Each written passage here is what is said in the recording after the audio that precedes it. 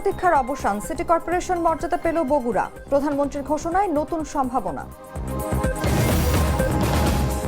তেলের দাম বাড়তি, ঢাকায় বাস ভাড়া নৈরাজ্য, সরকারি সিদ্ধান্ত ছাড়াই বাড়তি ভাড়া আদায়ের অভিযোগ। বিএনপি সংরক্ষিত নারী আসনে মনোনীতদের চূড়ান্ত তালিকা প্রকাশ, ৩৬ জনের নাম ঘোষণা।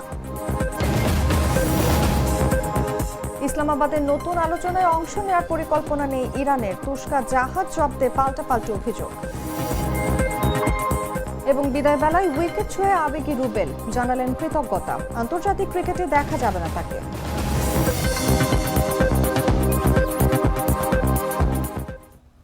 এতক্ষণ শুনছিলেন সংবাদ শিরোনাম। দর্শক আমন্ত্রণ দুপুর ৩টার সংবাদে, সঙ্গে আছি আমি অনুভা বিশ্বাস।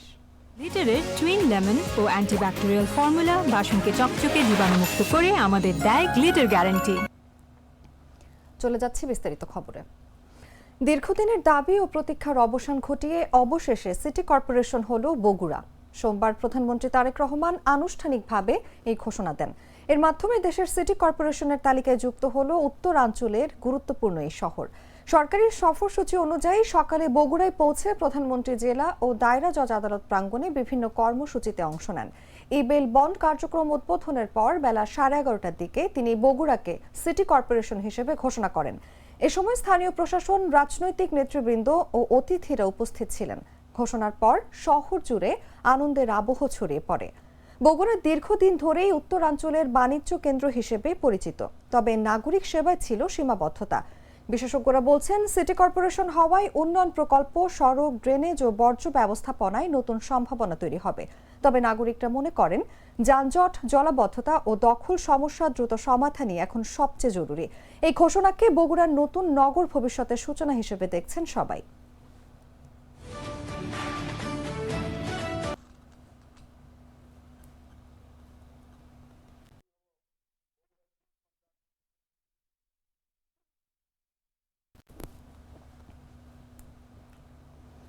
তেলের দাম বাড়ার পরই রাজধানী ঢাকায় শুরু হয়েছে বাস ভাড়া নিয়ে এক ধরনের অরাজকতা। সরকারি ঘোষণা ছাড়াই বিভিন্ন রুটে যাত্রীদের কাছ থেকে বাড়তি ভাড়া আদায়ের অভিযোগ উঠেছে, যা নিয়ে বাড়ছে প্রতিদিনের ভোগান্তি। কোথাও 50 টাকার ভাড়া হঠাৎ বেড়ে হচ্ছে 60 টাকা। প্রতিবাদ করলেই জড়াতে হচ্ছে তর্কে। বাসকর্মীরা বলছেন, জ্বালানির দাম বাড়ায় মালিকদের চাপেই এই সিদ্ধান্ত, যদিও এই বিষয়ে কোনো স্পষ্ট ব্যাখ্যা নেই। এদিকে ভাড়া বাড়ানোর দাবি তুলেছে পরিবহন মালিকরা, তবে এখনও চূড়ান্ত সিদ্ধান্ত আসেনি বিআরটি এর পক্ষ থেকে। মুসা আহমেদের পাঠানো তথ্যে বিস্তারিত জাগো ডেস্ক রিপোর্টে।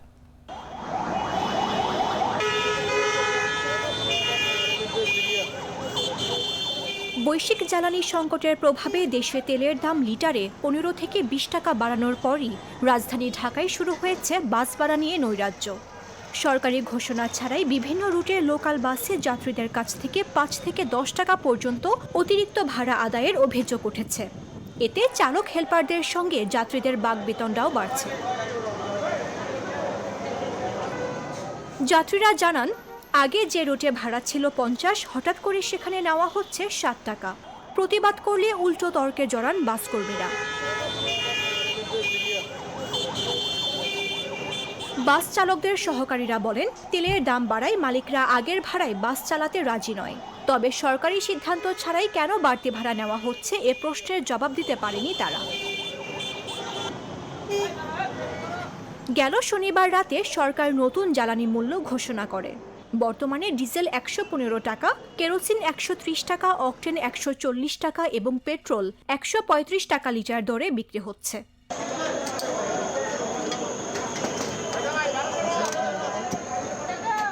এদিকে বাস ভাড়া বাড়ানোর দাবি জানিয়েছে পরিবহন মালিক সমিতি। বিষয়টি নিয়ে বিআরটিসির সঙ্গে বৈঠক হলেও এখনও কোনো সিদ্ধান্ত হয়নি। তবে নগরবাসীর দাবি, হঠাৎ ভাড়া বাড়িয়ে জনদুর্ভোগ বাড়ানোর বদলে সরকার দ্রুত যৌক্তিক ভাড়া নির্ধারণ করে এই বিশৃঙ্খলা বন্ধ করা উচিত। নিউজ ডেস্ক, জাগো নিউজ। দর্শক, এই বিষয়ে কথা বলার জন্য আমাদের সঙ্গে আজ স্টুডিওতে উপস্থিত আছেন জাগো নিউজের সিনিয়র রিপোর্টার মুসা আহমেদ। আপনাকে আমন্ত্রণ আমাদের আজকের আলোচনায়। জি, ধন্যবাদ আপনাকে। যেমনটি আমরা দেখছিলাম প্রতিবেদনে, যে সরকারি ঘোষণা ছাড়াই কিন্তু বাস ভাড়া বাড়ানোর একটা প্রবণতা আমরা দেখছি বিভিন্ন সময় চলাচল করতে গিয়ে। এটি কি সরাসরি নৈরাজ্য নাকি নিয়ন্ত্রণ ব্যবস্থার ব্যর্থতা, আপনার কি মনে হয়? ধন্যবাদ। আপনি জানেন যে গণপরিবহনে কিন্তু এই বাড়া নৈরাজ্য সেই যোগের পর যোগ চলেই আসছে। তো সরকার গত 2-3 দিন আগে যখন বাড়া হুট করে ঘোষণা করলো যে তেলের দাম, জ্বালানি তেলের দাম বাড়ালো, তখনই কিন্তু আপনার ঘোষণা ছাড়াই গণপরিবহনের ভাড়াটা আমরা দেখতে পাই যে বিভিন্ন রুটে, ঢাকার বিভিন্ন রুটে হুট করে বেড়ে গেছে। যেখানে আগে ধরুন আপনি গুলিস্তান থেকে গাবতলী যে বাসগুলো যাচ্ছে, সে বাসের ভাড়া যদি আগে থেকে থাকে 40 টাকা, এখন সেটা কোনো ঘোষণা ছাড়াই 50 টাকা নিচ্ছে, কারো কাছ থেকে 45 টাকা নিচ্ছে। অর্থাৎ প্রত্যেকটা গন্তব্যেই আপনার 5 টাকা 10 টাকা করে বেশি নেওয়া হচ্ছে। তো যাত্রী যখন প্রতিবাদ করে, তখন বাসের চালক সহকারী তারা বলছে যে তেলের দাম বেড়েছে, এই জন্য হচ্ছে আপনার ভাড়াও কিন্তু বেড়েছে। কিন্তু ভাড়াটা কিন্তু নির্ধারণ করে দেয় আপনার বাংলাদেশ সড়ক পরিবহন কর্তৃপক্ষ। তো সেই তারা ভাড়া নির্ধারণ করার আগেই, অর্থাৎ সরকার ভাড়া নির্ধারণ করার আগেই পরিবহন শ্রমিকরা আপনার ভাড়াটা বাড়িয়ে নিচ্ছে। তো এটা হচ্ছে সরকারেরও ব্যর্থতা আছে এটা নিয়ন্ত্রণ করার।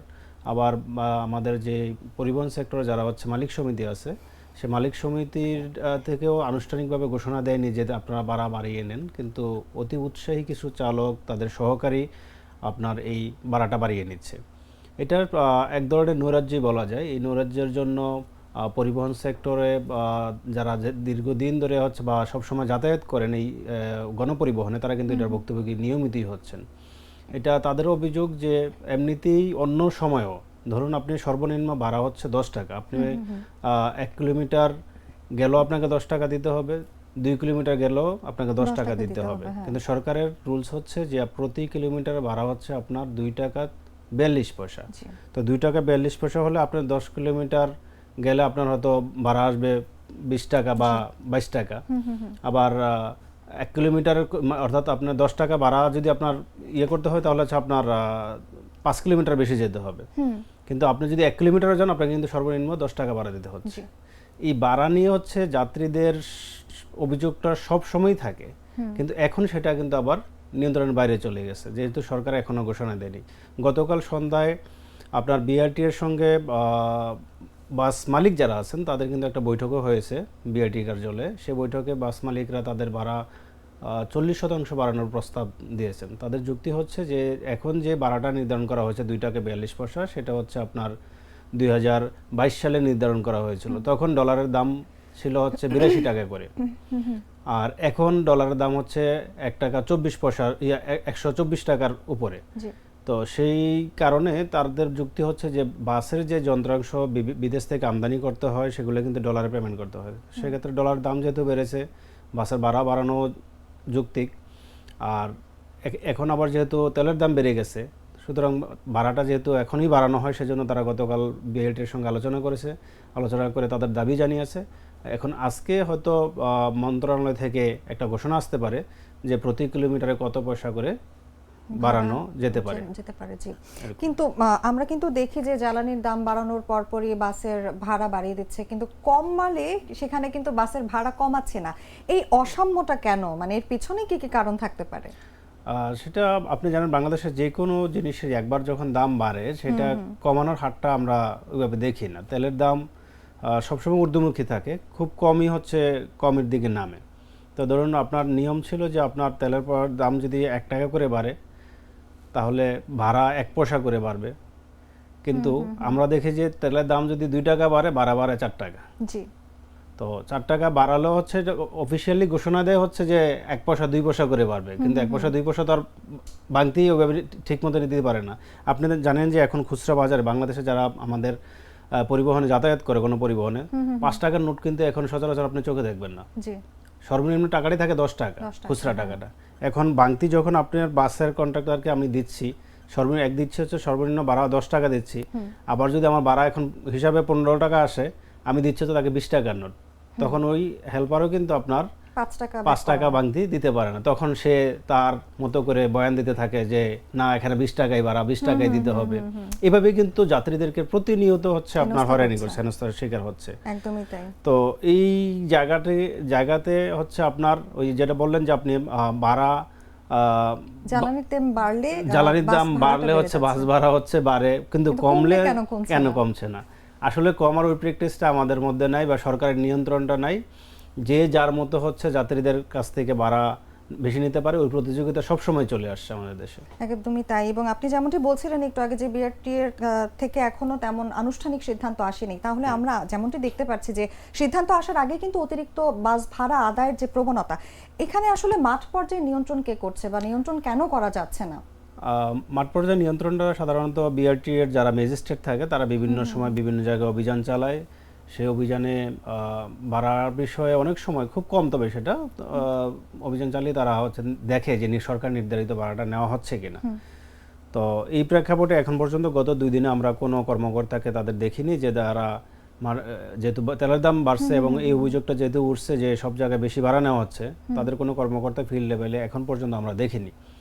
এবং যারা বাংলাদেশ সড়ক পরিবহন মালিক সমিতি, ঢাকা সড়ক পরিবহন মালিক সমিতির কর্মকর্তাদেরও আমরা দেখিনি যে তারা মাঠ পর্যায়ে যেয়ে বা তাদের স্টাফদেরকে বলে দিয়েছে যে ভাড়া অতিরিক্ত নেওয়া যাবে না, এটা আমরা বলতে শুনিনি।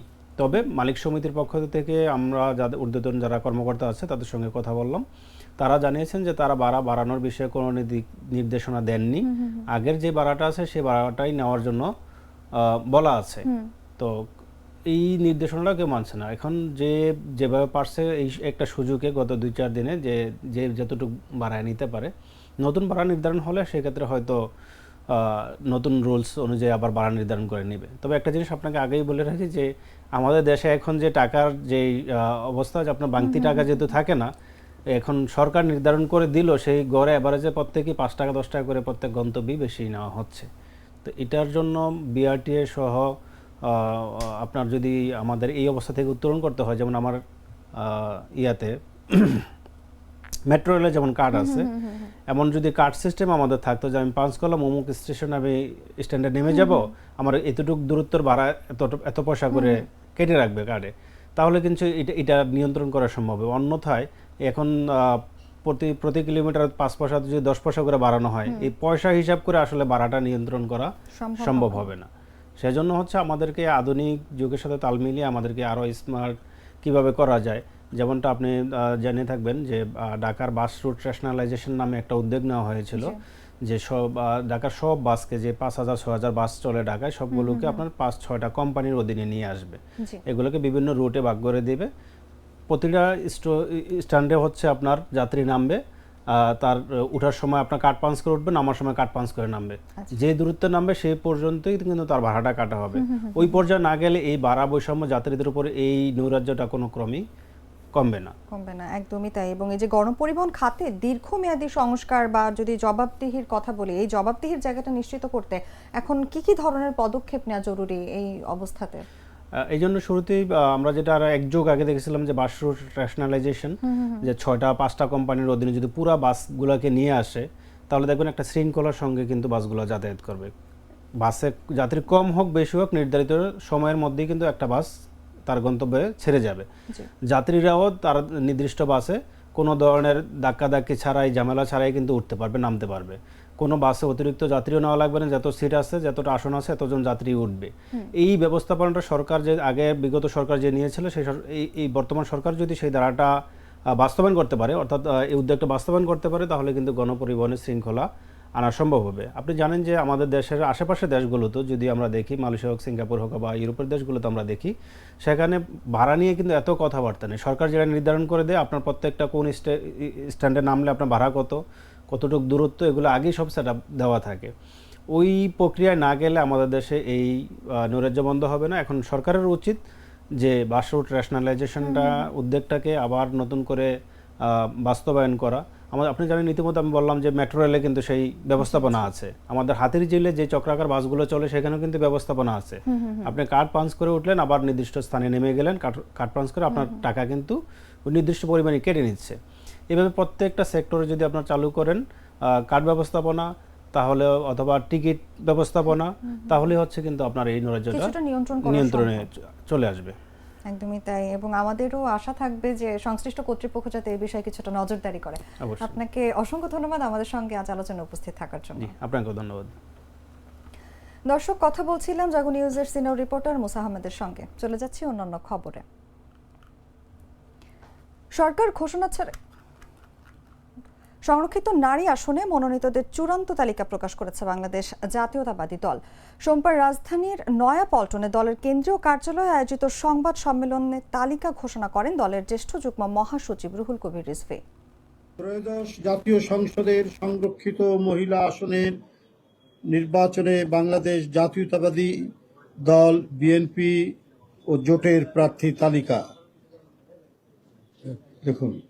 সেলিমা রহমান, স্বামীর নাম AM মুজিবুর রহমান।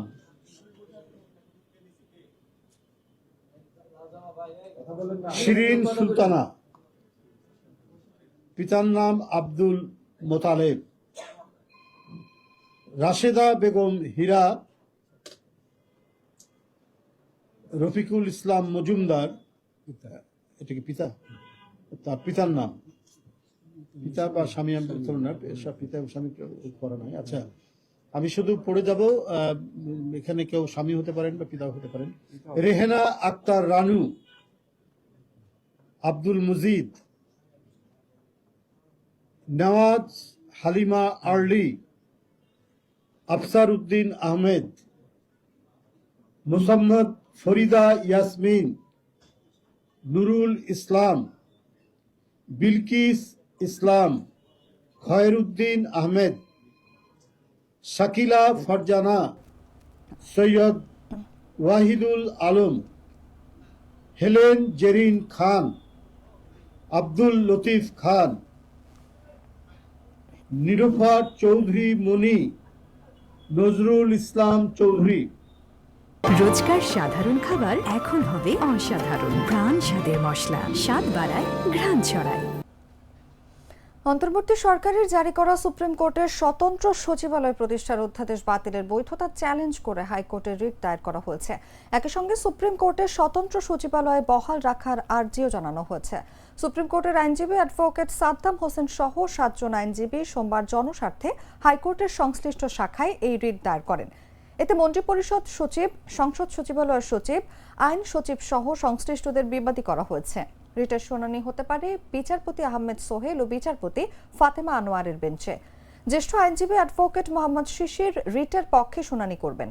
এর আগে 9 এপ্রিল সংসদে সুপ্রিম কোর্ট সচিবালয় অধ্যাদেশ 2026 রহিতকরণ বিল পাশ হয়। একই অধিবেশনে বিচারক নিয়োগ ও মানবাধিকার কমিশন সংক্রান্ত আরও 2টি বিলও পাশ করা হয়। 6 এপ্রিল এই বিষয়ে বিল উত্থাপন করেন আইনমন্ত্রী আসাদুজ্জামান।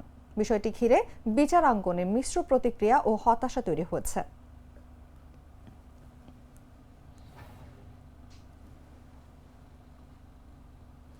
এদিকে তেল সংকটে স্থবির হয়ে পড়েছে ভোলার মোটরসাইকেল বাজার। ক্রেতা না থাকায় দিনের পর দিন শোরুমে বসে সময় পার করছেন ব্যবসায়ীরা।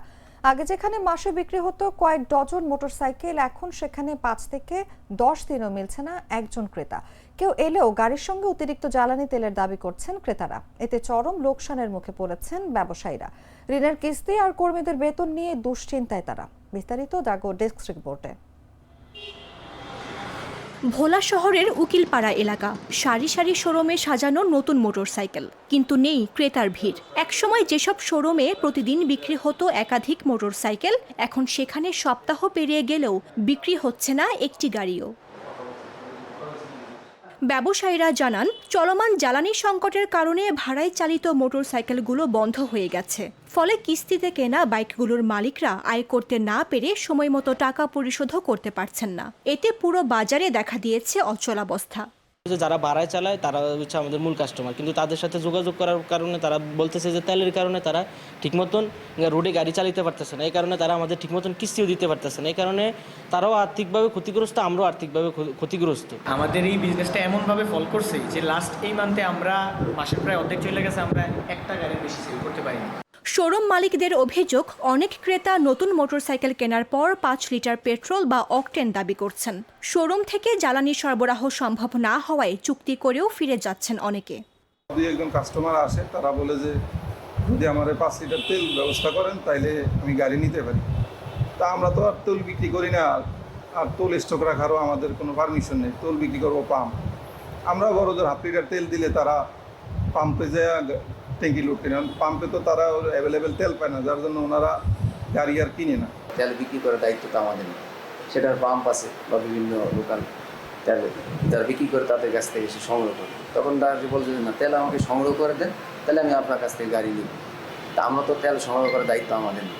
বাধ্য হয়ে গ্রাহক বলে তাহলে আমার টাকা ফেরত দেন, আমি আপনার কাছ থেকে গাড়ি নিব। জেলার প্রায় সব শোরুমেই একই চিত্র। কোথাও কোথাও গত 2 সপ্তাহে বিক্রি হয়নি একটি মোটরসাইকেলও। ব্যবসায়ীরা জানান, কিস্তির টাকা পরিশোধ নিয়ে তারা এখন চরম দুশ্চিন্তায় রয়েছেন। কর্মীদের বেতন দেওয়া নিয়েও তৈরি হয়েছে অনিশ্চয়তা। আমরা মাসে 25 থেকে 30টা বাইক সেল করি, কিন্তু এখন তৈলের সমস্যার কারণে আমাদের সেলটা অর্ধেকে নেমে আসছে। স্টাফ খরচের দিকে মেনটেন্যান্স সব কিছু মিলাই ডিলার একটা হিমশিম খেয়ে যাচ্ছে বর্তমানে, এবং ডিলারের সব দিক মিলে একটা দারুণ একটা লসের আশা আমরা করতেছি এবং হচ্ছেও। খুবই খারাপ অবস্থা। এরকম করে চললে দেখা গেছে আমাদের মালিক কর্তৃপক্ষ আমাদের বেতন নিয়ে খুব করবে, তার ইনকাম হচ্ছে না, কোনো কিছু হচ্ছে না, তো বেতন কিভাবে দেবে? তবে জেলা প্রশাসন ও চেম্বার অফ কমার্সের পক্ষ থেকে জ্বালানি সরবরাহ বাড়ানোর আশ্বাস দেওয়া হয়েছে। আমরা চেম্বার অফ কমার্সের পক্ষ থেকে তাদের সাথে যোগাযোগ করেছি। এর জন্য আমরা জেলা প্রশাসক মহোদয়ের কাছে ব্যবসায়ী সমিতির পক্ষ থেকে আমরা গিয়েছি, চেম্বার অফ কমার্সের পক্ষ থেকে আমরা গিয়েছি। তিনি আমাদেরকে আশ্বস্ত করেছেন যে এই চাহিদার চাইতে 50% তেল তিনি সরবরাহ নিশ্চিত করবেন। জ্বালানি সংকট কবে কাটবে সেই অপেক্ষায় এখন পুরো ভোলার মোটরসাইকেল বাজার। স্বাভাবিক ব্যবসায় ফিরবে কিনা তা নিয়েই অনিশ্চয়তায় ব্যবসায়ী মহল। মামদুহা রাইসা, জাগো নিউজ। 2 বছর আগে নির্মাণ শেষ হলেও এখনও চালু হয়নি 100 শয্যার একটি বিশেষায়িত শিশু হাসপাতাল। কুমিল্লায় 36 কোটির বেশি টাকা ব্যয়ে নির্মিত এই হাসপাতাল ভবনটি বুঝে নেওয়া নিয়ে 2 প্রতিষ্ঠানের ঠেলাঠেলিতে পড়ে আছে অচল অবস্থায়। অন্যদিকে হামের প্রকোপে কুমেক হাসপাতালের শিশু বিভাগে দেখা দিয়েছে ভয়াবহ শয্যা সংকট। তবুও অচল পড়ে আছে বহু প্রতীক্ষিত এই স্বাস্থ্যসেবা কেন্দ্রটি। বিস্তারিত জাগো ডেস্ক রিপোর্টে। কুমিল্লা সদর দক্ষিণ উপজেলার বেলতুলি এলাকায় ঢাকা চট্টগ্রাম মহাসড়কের পাশে গড়ে তোলা হয়েছে 100 শয্যার এই বিশেষায়িত শিশু হাসপাতালটি। 2020 সালে শুরু হওয়া নির্মাণ কাজ শেষ হয় 2024 সালের জুনে, কিন্তু 2 বছর পেরিয়ে গেলেও এখনও চালু হয়নি হাসপাতালটি। কারণ একটাই, কে বুঝে নেবে এই হাসপাতাল? তা নিয়ে চলছে কুমিল্লা মেডিকেল কলেজ হাসপাতাল ও সিভিল সার্জন কার্যালয়ের মধ্যে প্রশাসনিক টানাপোড়েন। জনবল সংকট, বিদ্যুৎ বিল বকেয়া এবং পরিচালনাগত জটিলতার কথা বলে কেউই দায়িত্ব নিতে আগ্রহ দেখাচ্ছে না। ফলে কোটি টাকার ভবন পড়ে আছে অযত্ন অবহেলায়। একটা বিশেষায়িত হাসপাতাল মানে কি? সেখানে জেনারেল পেডিয়াট্রিক্স থেকে শুরু করে তার সাব স্পেশালিটি সমস্ত কিছু থাকবে, ইনক্লুডিং পেডিয়াট্রিক সার্জন। তাহলে আপনি একটা প্রতিষ্ঠানে এসে কিন্তু আপনি সব ধরনের সার্ভিস আপনি পাচ্ছেন। আপনার সে কারণে এই জাতীয় বিশেষায়িত হাসপাতালগুলি রোগীদের জন্য খুবই প্রয়োজন, কারণ একই ছাদের নিচে বাচ্চা রোগীরা সব ধরনের সেবা পাবে। এদিকে এই অব্যবহৃত হাসপাতালের পাশেই কুমেক হাসপাতালের শিশু বিভাগে চলছে ভয়াবহ চাপ। হামের সংক্রমণ বেড়ে যাওয়ায় 54 শয্যার বিপরীতে ভর্তি হয়েছে 250-এর বেশি শিশু। শিশুরা চিকিৎসা নিচ্ছে গাদাগাদি করে, কেউ কেউ বারান্দায়। অথচ কাছেই পড়ে আছে প্রস্তুত একটি 100 শয্যার হাসপাতাল ভবন। একটা বাচ্চার সাথে আরেকটা বাচ্চা যখন প্রসেসিং থাকবে, সেটা জায়গাটা বাড়াইতে হবে, যেহেতু এটা ভাইরাস। আমরা এই জায়গায় আসছি বৃহস্পতিবার আমরা ডবল নিউমোনিয়া নিয়ে আসছিলাম। আসার পরে 2 দিন পরে শুরু হয়ে গেছে, তার এই শরীরগুলো পুরো পুড়ে গেছে। এরপরে তার পাতলা পায়খানা শুরু হয়েছে। ডাক্তাররা ট্রিটমেন্ট করে দেন, পাতলা পায়খানাটা একটু কমছে, কিন্তু এগুলো কমতেছে না। সমস্যা মানে অপরিষ্কার। এখন তো আপনার পরিষ্কার পরিচ্ছন্ন যত রাখা যায় এত বাচ্চারা ভালো থাকে। স্বাস্থ্য বিশেষজ্ঞ ও সচেতন মহল বলছে, দ্রুত প্রশাসনিক জটিলতা নিরসন করে হাসপাতালটি চালু করা এখন সময়ের দাবি। এতে কুমিল্লার পাশাপাশি ফেনী, নোয়াখালী, লক্ষ্মীপুর ও চাঁদপুরের শিশুরাও উপকৃত হবে। সেই হাসপাতালগুলোটা প্রথমে কুমিল্লা মেডিকেল কলেজকে দেওয়া হয়েছিল, তো তারা এটা নেয়ার মতো তারা বলেছেন যে তাদের পক্ষে সম্ভব না। পরবর্তীকালে একটা অর্ডার করা হয়েছে যে আমরা সেটা বুঝে নেওয়ার জন্য। আমি এইচডির সাথে কথা বলেছি, তাদের ভিতরে কিছু কাজ বাকি আছে এবং তাদের বিদ্যুৎ বিল সহ কিছু বিল বাকি আছে। তো কন্ট্রাক্টর থেকে ওনারা এখনও বুঝে পায়নি পরিপূর্ণভাবে, ওনারা বুঝে পেলে আমাদেরকে বুঝিয়ে দেবেন বলে জানিয়েছেন। তো আশা করি খুব তাড়াতাড়ি এটা আমরা বুঝে নিতে পারবো এবং কাজ শুরু করতে পারবো। অন্যদিকে স্বাস্থ্য প্রকৌশল অধিদপ্তর বলছে, বিদ্যুৎ বিল বকেয়া এবং কিছু সংস্কার কাজ বাকি আছে। এসব শেষ হলেই মন্ত্রণালয়ের নির্দেশনা অনুযায়ী হাসপাতাল হস্তান্তর করা হবে। সময় যদি নিয়ে যাওয়া হতো এবং ওখানে যদি সেবা কার্যক্রমটা চালু হতো তাহলে হয়তো অন্যান্য যে রিকোয়ারমেন্ট ফার্নিচার বা যন্ত্রপাতি এগুলো আস্তে আস্তে প্রকিউরমেন্ট করা যেত, তাহলে এতদিনে হয়তো সেবা কার্যক্রমটা ভালোভাবেই চালু হয়ে যেত আর কি। কোটি টাকার অবকাঠামো প্রস্তুত, চিকিৎসা সেবার তীব্র চাহিদাও রয়েছে। তবুও কাগজপত্র আর দায়িত্বের ঠেলাঠেলিতে 2 বছর ধরে বন্ধ শিশু হাসপাতালের দরজা। প্রশ্ন একটাই, কবে খুলবে এই হাসপাতাল আর কবে মিলবে শিশুদের কাঙ্ক্ষিত চিকিৎসা? মামদুহা রাইসা, জাগো নিউজ।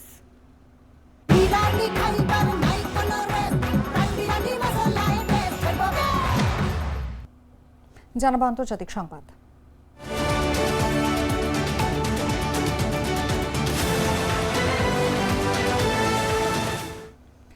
যুক্তরাষ্ট্রের সঙ্গে নতুন করে কোনো আলোচনায় অংশ নেওয়ার পরিকল্পনা নেই ইরানের। তুস্কা কার্গো জাহাজ জব্দের ঘটনায় যুদ্ধবিরতি লঙ্ঘনের অভিযোগ তুলে ওয়াশিংটনের বিরুদ্ধে তীব্র প্রতিক্রিয়া জানিয়েছে তেহরান। ইরানের রাষ্ট্রীয় গণমাধ্যমের বরাত দিয়ে এই তথ্য প্রকাশ করেছে দ্য গার্ডিয়ান। মার্কিন প্রেসিডেন্ট ডোনাল্ড ট্রাম্প দাবি করেন, হরমুজ প্রণালীর কাছে নৌ অবরোধ ভাঙার চেষ্টা করা একটি ইরানি জাহাজ জব্দ করা হয়েছে এবং সেটি এখন যুক্তরাষ্ট্রের নিয়ন্ত্রণে। অন্যদিকে ইরান একে সশস্ত্র দস্যুতা আখ্যা দিয়ে পাল্টা প্রতিশোধের হুঁশিয়ারি দিয়েছে। ইরানের রাষ্ট্রীয় বার্তা সংস্থা IRNA জানায়, যুক্তরাষ্ট্রের অতিরিক্ত দাবি ও নৌ অবরোধ অব্যাহত থাকায় তারা আলোচনায় না যাওয়ার সিদ্ধান্ত নিয়েছে। তবে কূটনৈতিক পথ খোলা রাখার কথা জানিয়েছেন ইরানের প্রধান আলোচক মোহাম্মদ বাঘের গালিবাফ। এদিকে হরমুজ প্রণালীতে উত্তেজনা বাড়ায় বৈশ্বিক জ্বালানি বাজারে অস্থিরতার আশঙ্কা তৈরি হয়েছে। পরিস্থিতি এখন 8ম সপ্তাহে প্রবেশ করেছে, যার প্রভাবে ব্যাপক প্রাণহানি ও মানবিক সংকটের তথ্য সামনে আসছে।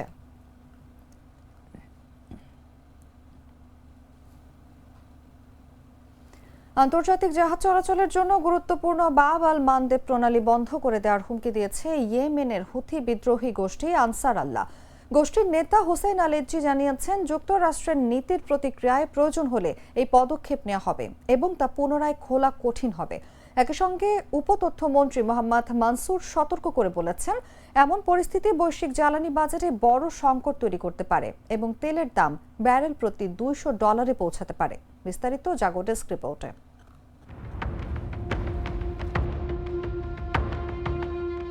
আন্তর্জাতিক জাহাজ চলাচলের জন্য অত্যন্ত গুরুত্বপূর্ণ বাব আল মানদেব বন্ধ করে দেওয়ার হুমকি দিয়েছে ইয়েমেনের হুথি বিদ্রোহী গোষ্ঠী আনসার আল্লাহ। এই অঞ্চলটিতে মার্কিন প্রেসিডেন্ট ডোনাল্ড ট্রাম্পের নীতির প্রতিক্রিয়ায় তারা এমন পদক্ষেপ নিতে প্রস্তুত বলে হুথি বিদ্রোহী গোষ্ঠীর নেতা হোসেন আল-এজ্জি জানিয়েছেন। استهدفت حاملة الطائرات الأمريكية USS هاري ترومان وعددا من القطع الحربية المعادية ما أدى بعون الله تعالى إلى إحباط وإفشال ذلك الهجوم। সামাজিক যোগাযোগ মাধ্যমে দেওয়া এক পোস্টে আল-এজ্জি বলেন, সানার পক্ষ থেকে যদি প্রণালীটি বন্ধ করার সিদ্ধান্ত নেওয়া হয় তাহলে মানুষ বা জিন কেউই তা পুনরায় খুলতে পারবে না। তিনি যুক্তরাষ্ট্রকে তাদের নীতি পরিবর্তনের আহ্বান জানান এবং ইয়েমেনের জনগণের অধিকারের প্রতি সম্মান দেখাতে বলেন। এর আগে হুথি সরকারের উপতথ্যমন্ত্রী মোহাম্মদ মানসুর সতর্ক করেছিলেন যে শুধু ইরানকে ঘিরে উত্তেজনা নয়, লেবাননের শিয়া গোষ্ঠী হিজবুল্লাহকে রক্ষা করার জন্য এর প্রণালী বন্ধ করা হতে পারে।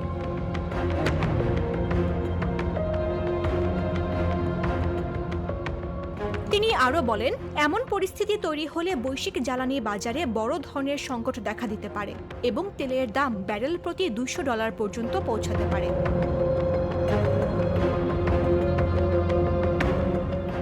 পারমাণবিক অস্ত্র তৈরি ও দূরপাল্লার ক্ষেপণাস্ত্র তৈরির অভিযোগ এনে গত 28 ফেব্রুয়ারি ইরানে হামলা চালায় যুক্তরাষ্ট্র ও ইসরায়েলের যৌথ বাহিনী।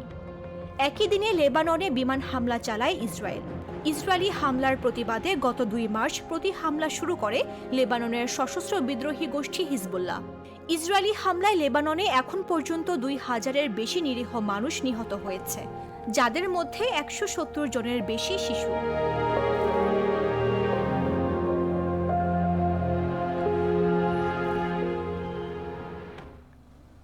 সংবাদ শেষ করব খেলার খবর জানিয়ে।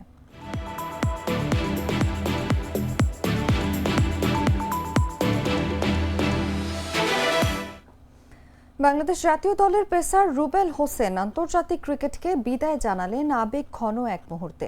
সোমবার মিরপুরে নিউজিল্যান্ডের বিপক্ষে ওয়ানডে ম্যাচ শুরুর আগে তাকে সম্মাননা জানায় বাংলাদেশ ক্রিকেট বোর্ড। অনুষ্ঠান শেষে ছেলেকে সঙ্গে নিয়ে মাঠের মাঝখানে গিয়ে উইকেট ছুঁয়ে দেখেন রুবেল। এরপর মাটিতে চুমু দিয়ে বিদায় জানান নিজের স্মৃতি বিজড়িত সেই পিচকে। 2009 সালে এই মিরপুরকে আন্তর্জাতিক ক্রিকেটে অভিষেক হয়েছিল তার। দীর্ঘ ক্যারিয়ারের ইতি টানার ঘোষণা দেন গত 15 এপ্রিল সামাজিক যোগাযোগ মাধ্যমে। সম্মাননা অনুষ্ঠানে উপস্থিত ছিলেন বিসিবির সভাপতি তামিল ইকবাল সহ বোর্ড কর্মকর্তারা। অনুষ্ঠানে সতীর্থ তাসকিন আহমেদ 2015 বিশ্বকাপে ইংল্যান্ডের বিপক্ষে রুবেলের স্মরণীয় পারফরম্যান্সের কথা তুলে ধরেন। নিজের বক্তব্যে রুবেল ধন্যবাদ জানান কোচ সারওয়ার ইমরান সহ পরিবারের সদস্যদের। 2009 থেকে 2021 সাল পর্যন্ত 12 বছরের আন্তর্জাতিক ক্যারিয়ারে 27 টেস্ট, 104 ওয়ানডে ও 28টি টি-20তে 193 উইকেট শিকার করেন এই পেসার।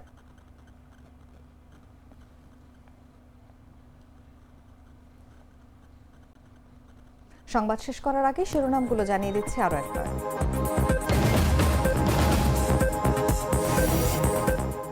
দীর্ঘ প্রতীক্ষার অবসান, সিটি কর্পোরেশন মর্যাদা পেল বগুড়া, প্রধানমন্ত্রীর ঘোষণায় নতুন সম্ভাবনা। তেলের দাম বাড়তেই ঢাকায় বাস ভাড়া নৈরাজ্য, সরকারি সিদ্ধান্ত ছাড়াই বাড়তি ভাড়া আদায়ের অভিযোগ। বিএনপির সংরক্ষিত নারী আসনে মনোনীতদের চূড়ান্ত তালিকা প্রকাশ, 36 জনের নাম ঘোষণা। ইসলামাবাদে নতুন আলোচনায় অংশ নেওয়ার পরিকল্পনা নেই ইরানের, তুরস্কার জাহাজ জব্দে পাল্টাপাল্টি অভিযোগ। এবং বিদায় বেলায় উইকেট ছুঁয়ে আবেগী রুবেল, জানালেন কৃতজ্ঞতা, আন্তর্জাতিক ক্রিকেটে দেখা যাবে না তাকে।